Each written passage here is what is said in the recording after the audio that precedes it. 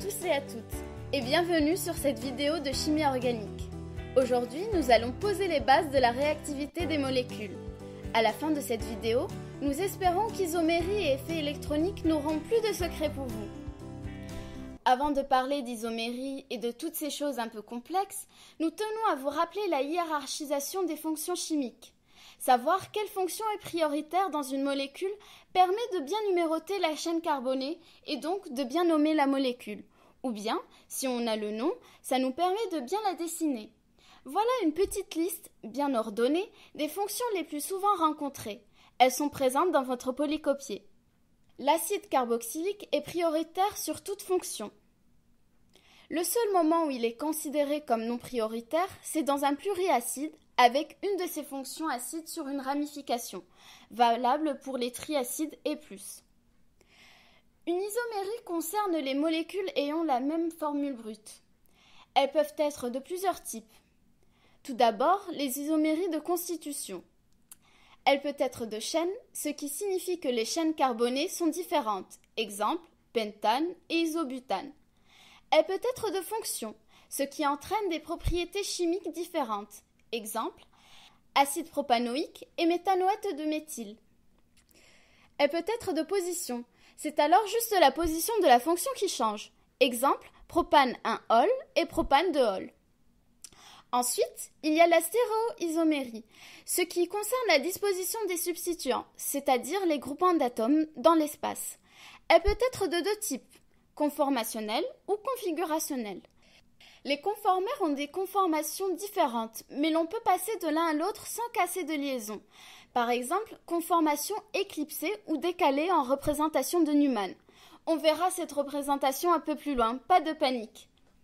On les appelle aussi rotamères, car il suffit de tourner la liaison pour obtenir la même molécule. Les stéréoisomères configurationnels n'existent que si la molécule a au moins un carbone asymétrique et qu'elle ne possède pas de plan de symétrie, notion de chiralité. On appelle cette isomérie l'isomérie optique. En fonction de la position de leurs substituants dans l'espace, ces stéréoisomères peuvent être énantiomères, c'est-à-dire images l'un de l'autre dans un miroir mais non superposables, exemple les mains, ou diastéréoisomères, c'est-à-dire non-images l'un de l'autre dans un miroir. Il y a l'isomérie géométrique, Z et E, dite diastéréoisomérie, qui concerne les alcènes. On regarde les substituants prioritaires, c'est-à-dire ceux avec le numéro atomique le plus grand. S'ils sont du même côté, on dit que l'alcène est Z, comme zusammen, qui veut dire ensemble en allemand. Mais s'ils sont de part et d'autre, on dit que l'alcène est E, comme escalier. Le E est plus stable car les groupements interagissent moins, ils sont loin l'un de l'autre. Le cas des cycles est différent.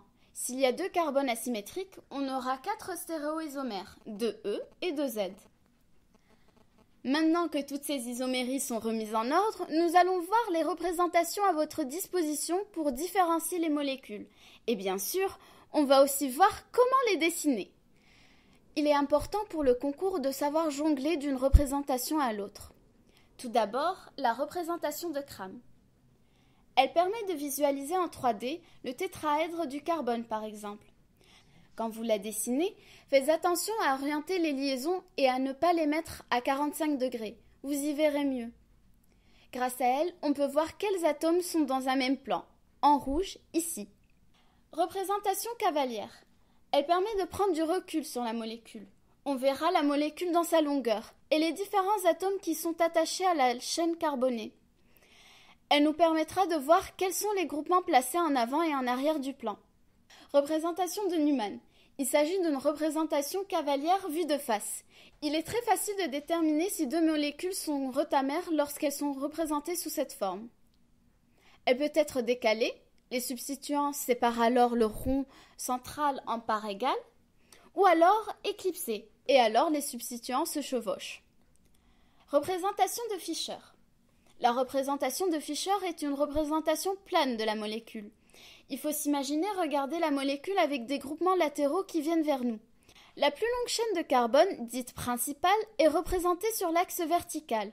Le carbone le plus oxydé se trouvant en haut, c'est-à-dire celui qui est lié au plus d'atomes d'oxygène.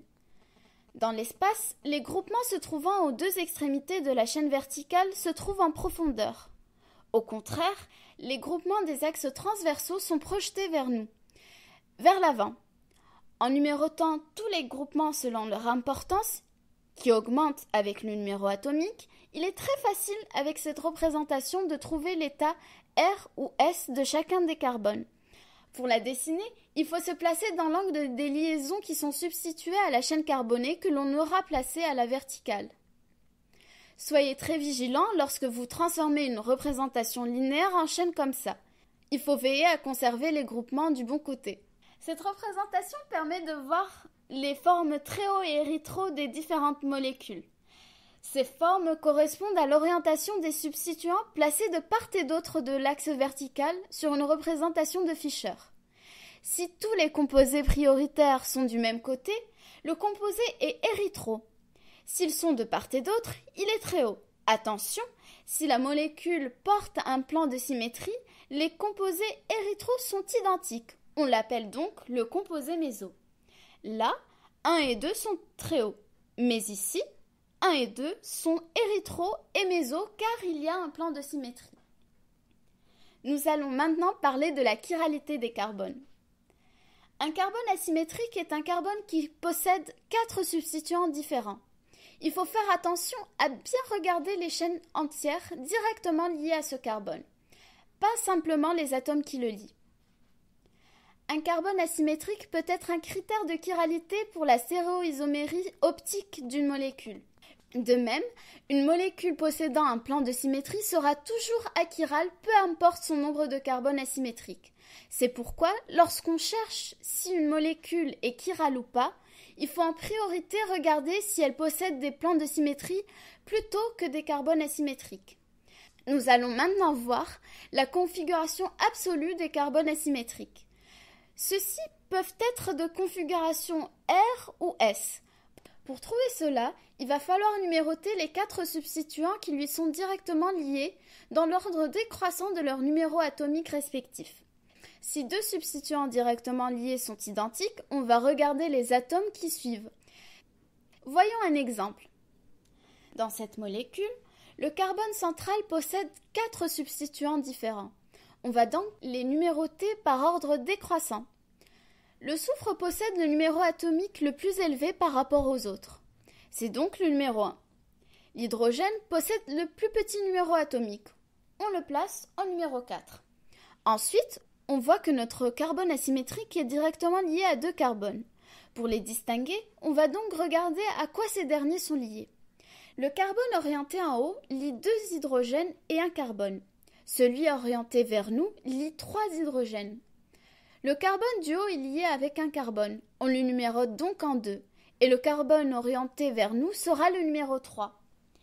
Il faut que le numérotage devienne automatique dans votre tête. Ça vous permettra de gagner du temps lors du concours. Une fois que l'on a nos 4 substituants numérotés, il faut se placer en face du groupement numéro 4 pour déterminer la configuration. Autrement dit, il doit être situé vers l'arrière, ce qui est déjà le cas sur cette molécule. Il suffit à présent de suivre l'ordre des substituants numérotés, du 1 vers le 3.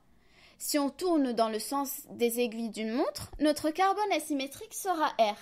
Et si on tourne dans le sens inverse des aiguilles d'une montre, notre carbone sera S.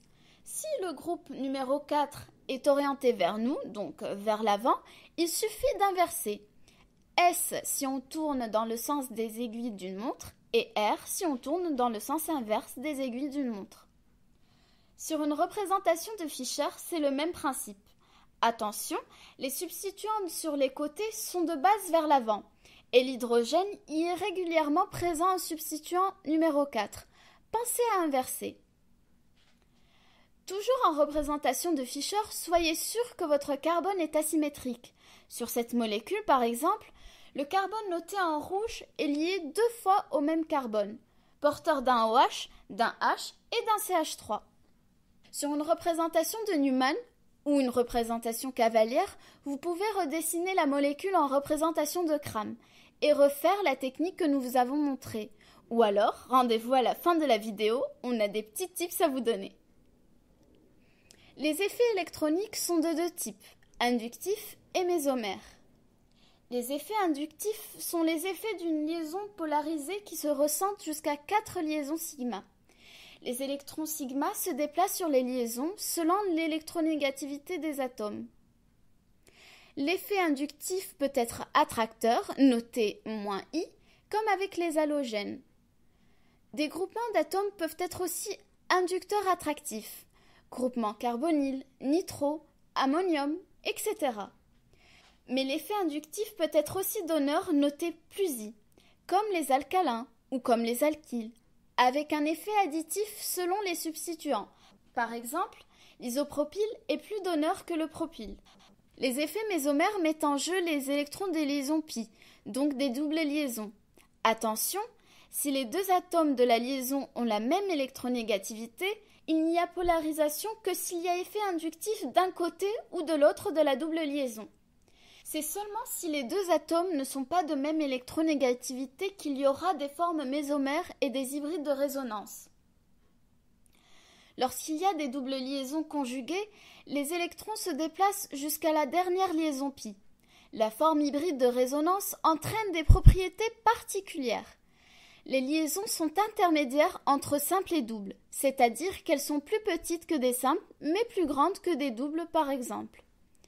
La délocalisation des électrons peut être orientée par des groupements donneurs ou attracteurs par effet inductif, mais aussi par des donneurs mésomères notés +M, comme les doublés non liants, ou des attracteurs mésomères notés -M, comme les cations ou les doubles liaisons conjuguées avec différence d'électronégativité. À savoir que s'il y a un effet mésomère et un effet inductif sur la même liaison, c'est l'effet mésomère qui l'emporte. Petit tips pour vos beaux yeux, en espérant que ça vous y mettra des étoiles. On va vous expliquer une façon plus simple de trouver la configuration d'un carbone asymétrique. On va s'aider d'un exemple. Vous pouvez mettre sur pause pour vous entraîner à numéroter les substituants ou pour trouver la configuration par la méthode donnée plus tôt dans la vidéo. Sur ce carbone asymétrique, il y a une fonction chlore numéro 1, une fonction alcool numéro 2, une fonction acide numéro 3 et un hydrogène numéro 4. Maintenant que les substituants sont numérotés par ordre décroissant, on va faire un cercle dans le sens des aiguilles d'une montre, en partant de celui qui va vers l'avant, peu importe son numéro. 3, 2, 4 et 1. Sur cet ordre, on va faire un petit tour de passe-passe. On part du premier chiffre et on regarde combien de chiffres suivants sont plus grands que lui. Là, il n'y en a qu'un, alors on note 1. Et on recommence avec le deuxième, puis le troisième. Ça nous donne ça, 1, 1 et 0. On fait la somme de ces chiffres qui donne 2. Vu que c'est un chiffre pair, le carbone est de configuration R. S'il avait été impair, il aurait été S. On recommence ? Toujours avec les mêmes substituants, mais dans un autre sens. Encore une fois, vous pouvez faire pause si vous voulez tester vos capacités. Cette fois-ci, l'ordre est le suivant. 1, 3, 2 et 4. Il y a 3 chiffres plus grands que le 1, un chiffre plus grand que le 3 et un chiffre plus grand que le 2. Ça nous donne 3, 1 et 1. La somme fait 5, ce qui est impair. Donc, le carbone est de configuration S. En conclusion, si la somme est paire ou égale à 0, le carbone sera R. Et si la somme est impaire, le carbone sera S. Pour de plus amples informations, n'hésitez pas à venir poser vos questions aux permanences du TAT, qui ont lieu le lundi pour Purpan et Maraîcher et le mardi pour Angueil. Nous tenons à rappeler qu'en aucun cas cette vidéo ne remplace les cours des professeurs de chimie des facultés de Rangueil, Purpan et Maraîcher, qui seuls font respectivement foi pour le concours de janvier.